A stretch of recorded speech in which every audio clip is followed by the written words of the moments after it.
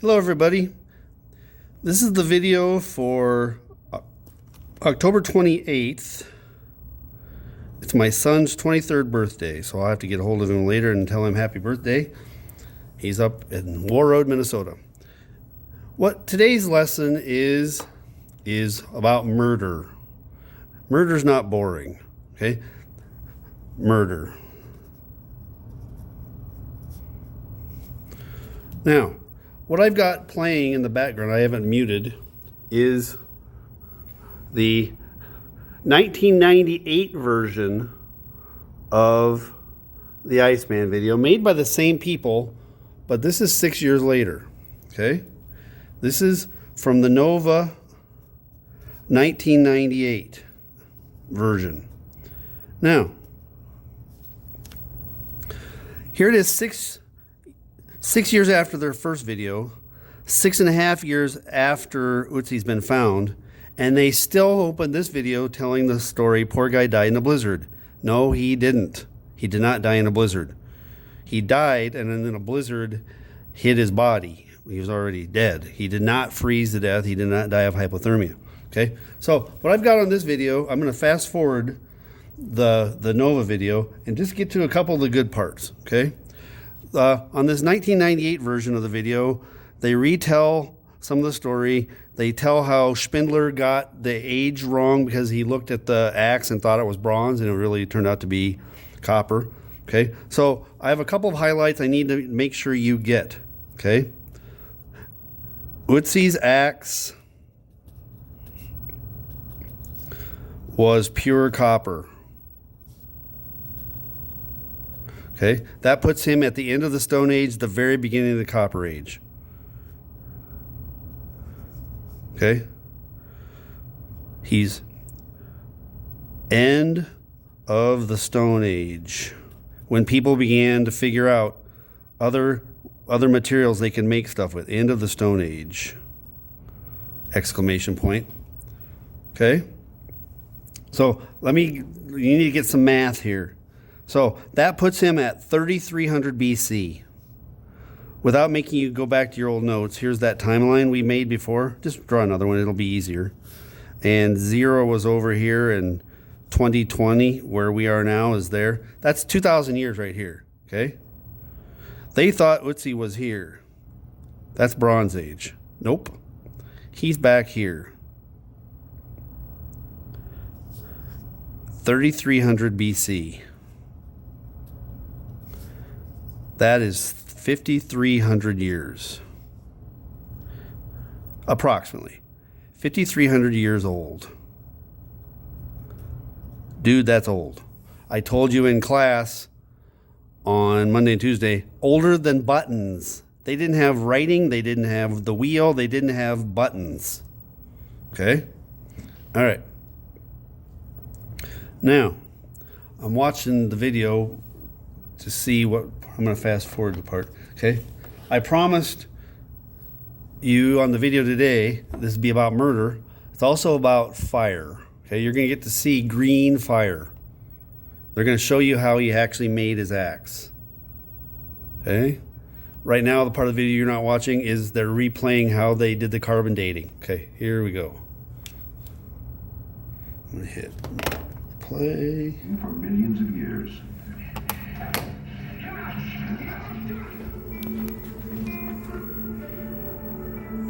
But the Iceman brings us face to face with the real Stone Age, a period of human evolution when our ancestors relied on stone for tools and weapons.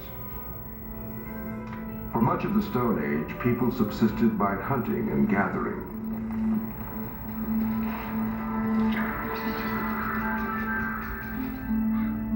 They were constantly on the move, following the migrations of wild animals. But late in the Stone Age, or Neolithic, a revolution... Check this place out. Agriculture took root. And villages arose. This is a Stone Age village we've recreated. The end of the Neolithic. Here they are melting copper. Beginning to replace stone for tools and weapons. That's melted copper. Archaeologists assumed that happened about 4,000 years ago in this region. But the Iceman with his copper axe was 5,000 years old. Proof that the transition from the Neolithic to the Copper Age happened much earlier than previously thought. I get that glare. I'm going to fast forward this part. Within weeks of his discovery, the Iceman had become a local... Okay, now, this is the part I'm going to explain about his nickname. Okay, you already saw that part. I'm going to hit play. That's Conrad Spindler, 6 years older. Okay, here they are digging in an old flint mine, knowing that's probably where the Iceman's flint came from for his knife. Here they are looking at the plant species, the moss and the grass and the wheat he had with him. Okay, I'm getting to the next part, and then I'm going to hit pause and do some writing. Okay, they identified the moss. It only grows on the south side of the Alps. Okay, so in fact we know for sure that Otzi lived on the south side of the Alps. Okay, here they are. These two doctors showed that he had frostbite on his toes. He's been cold. Okay, now they're talking about the tattoos. All right, now let me talk about the tattoos for a little bit. All right. So, a couple things to write down for this. We still have to get to the murder. Okay? First of all, I'm going to explain where his nickname came from. Why the nickname? Because we don't know his real name. They didn't have writing, and we don't know his name. Why the nickname Otzi? Okay? He was found on the Otzi Pass.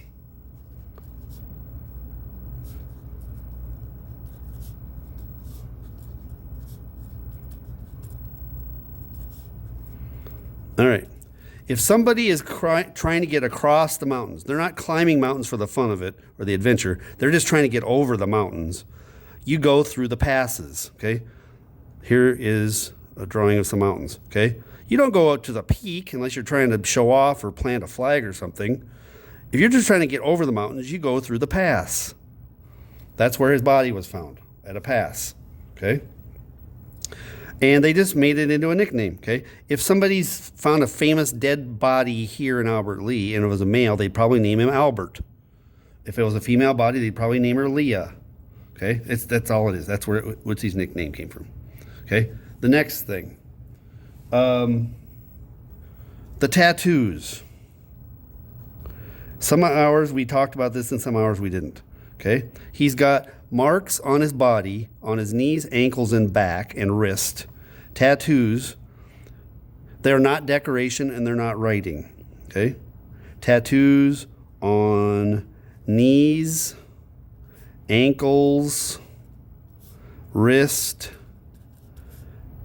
and back. They're straight lines and they're like plus signs. Okay? If you want to find something interesting, Google Brad Pitt, Iceman tattoo. Brad Pitt, the famous actor, has Otzi tattooed on his wrist. Okay? Anyway, back to this. Otzi's tattoos are on spots that have nerves under them that if you would hit the correct spot with a sharp needle, pain would go away. It's called acupuncture. These people hadn't invented wheels yet or buttons, but they'd already invented acupuncture. Acupuncture it's pain relief. These poor people back in the old days did not have aspirin or Tylenol or any way to kill pain, okay? Except they knew about acupuncture. If you have terrible pain and drugs won't take away the pain, you can go to somebody who knows where your nerves are in your body, and they'll push a long, skinny needle in, and when they hit the nerve, all of a sudden, the pain goes away because they just block the pain signal to your brain. It's wonderful. Otzi had tattoos on him everywhere where there was a nerve underneath. So if he had, and we know he had arthritis, if he was really, really, really hurting, he could hand one of his friends a needle and say, here, hit one of those marks on my back. I'll tell you when you get the right one. The tattoos were there forever. And when they'd hit the right nerve, all of a sudden his pain would go away. That feels so good. Isn't that amazing? Tattoos on knees, ankles, wrists, and back. Each one marked an acupuncture spot for pain relief. That is absolutely amazing. You cannot say that's boring. That's cool. I mean, that's the smartest use for a tattoo ever. Each one as an acupuncture mark spot for pain relief. That's cool. All right, on with the show. Here we go. I got to get to the murder today. Fast forward.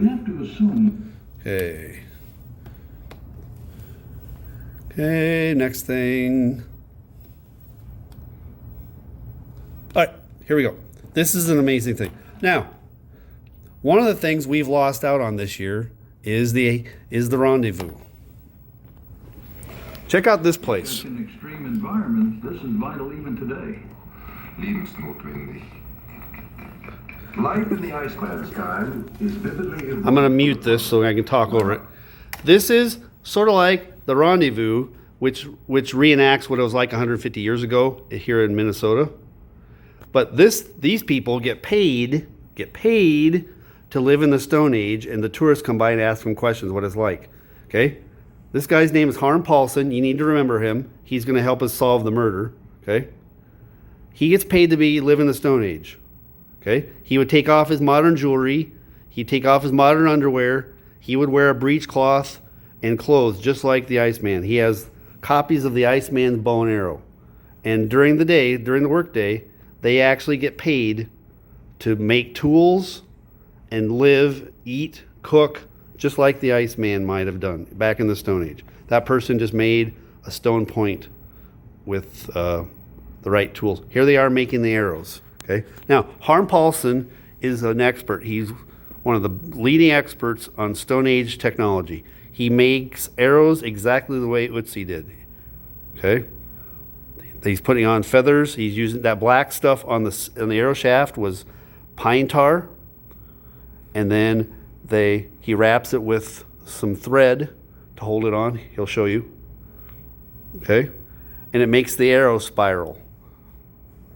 I've talked to some students who do archery hunting, and the reason we spin the arrow is so it's more accurate. It goes farther. Same way, the reason you spin a bullet or a football, if you spin it, it goes more accurately. See the spirals there? That helps hold the feathers on, and with a little bit of a curve to the feathers, the arrow will spin in the air. Okay? Now, he's showing how tough the arrows are. Okay? Now, though the Iceman, Otzi, had over a dozen arrows with him. The video keeps kicking out. But only 2 of them were ready to shoot. And we know he wasn't hunting because his bow was brand new and it wasn't even finished yet. And you think, wait a second, why would he have a bunch of arrows and not even have a finished bow? I think he had his original bow broken when he was in a fight. Okay, here's his quiver. It's a deerskin quiver that protected the arrows. Now, I'm going to walk over to one of my storage cabinets here in my room. I'm going to show you some deerskin. Okay. This is deerskin from a deer I shot. Okay. And I had it tanned with the hair still on it. Okay. If you ask me in class, I'll let you handle this. The leather's tough, and the hair makes it almost waterproof. Okay. And cushioned. Okay, so the Iceman's quiver was made out of deerskin that had the hair still on it, and it protected the arrows from getting beat up and from getting wet. Okay, now next thing, I'm going to fast forward. Okay, this part of the video. All right, this is kind of cool. They did some tests and are pretty sure the Iceman was breathing poisonous fumes that come out of rock when you melt it to make copper axes. he was probably around with green fire. I'm going to back it up so you can see. Green fire. Back up. Okay. Backing up. See that green mineral? It's called malachite. Ugh. Okay, I'm going to back this up. Sorry about that. Gerhard. Okay. He pounds up this green mineral called malachite. If you powderize it, it melts faster. Okay. That's copper ore. Now, check this next part. He's got a really hard to understand accent, so I'm going to talk over him. There's the green powder. We found the clay bowls they melted stuff in. Here is how the Stone Age people made air pumps. Okay? We've found parts of these air pumps. That may sound weird, but we've got them. Okay? He's going to melt the copper, or he's got to get it really, really hot, so he's got to push a lot more air into it. That's leather on chunks of hollowed tree trunk, and we've actually found their clay air pipes. You force air into a fire, it gets hotter. Okay? You got to get it like 2,000 degrees, I think. And then, now watch this. Oh, come on, video, don't kick out. He's cheating because he's under time pressure because of the camera crew there. Okay, he used a steel shovel to get out. Now, look inside the clay bowl. That's liquid copper. That stick instantly bursts into flames. He's going to pour this out into a clay mold. And we've actually found the clay molds that they used to use. Okay, that's 2,000 degree liquid copper. He's pouring it in there. That's how the Iceman's axe was made. Okay, now, I'm going to fast forward. Okay, I'm still going to get to the murder. But first, I'm going to show you what this axe would have looked like when it was brand new. Okay. Check this out. They made an exact copy. This is pure copper. Look at how gorgeous that looks when it's sanded up with a piece of sandstone. He had one metal object in his life, and that was it. He didn't have any other metal. There may have not been any other metal in his village, but he had a thing that gorgeous. Okay? All right, now, fast forwarding.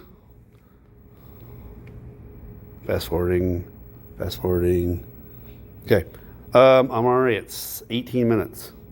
They asked some experts, including Harm Paulson, to try a stone axe versus the copper axe, to try it out chopping trees, and both agreed that the copper axe is way better. It's because it's sharper and it lasts longer. Okay, next thing. I still got to get to the murder. Okay, we're arguing about whether or not he actually would have used the copper or if it was too special to use. And the experts mostly agree he would have actually used it because it's too important just to carry around to impress people with. Okay, all right. Now they're talking about why he was up there. Some people think he was a sheep herder because the people that still herd sheep up there in the mountains today use that same pass. Okay. Ooh. Now, this is going to be gross. I promise you gross. Here comes gross. Okay? This is when they go inside of his stomach to look at his last meal. Okay? I'm rewinding here. Come on. Are you rewinding?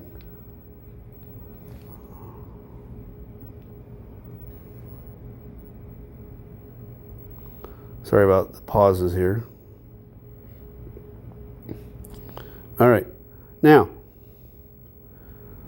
the Austrians and the Italians had to agree on the testing. Okay? Here we go. So, real quick, I'm rewinding a little bit more. Come on, rewind. Man, this is a pain in the rear.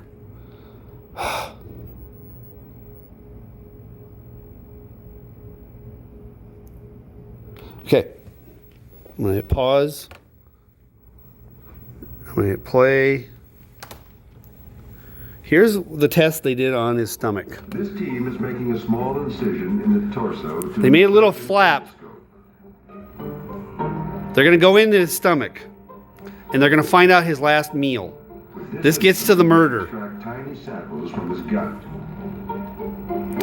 One of the holes has a flashlight. The other hole has this little grabber thing. They pull out, that's some meal, some of his last meal. And learned that his last meal was meat and einkorn. May it pause. A form of wheat. Now, this gets to the murder, but not right away. You're like, that doesn't have anything to do with murder. Yes, it does. All right.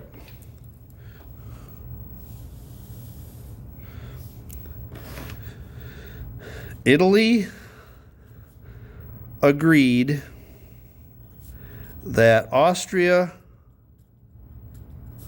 could do some testing. Now, let me tell you about the argument they had. Okay? Austrians found the guy up on the mountain. They called Austrian cops. Austrian cops went and got him.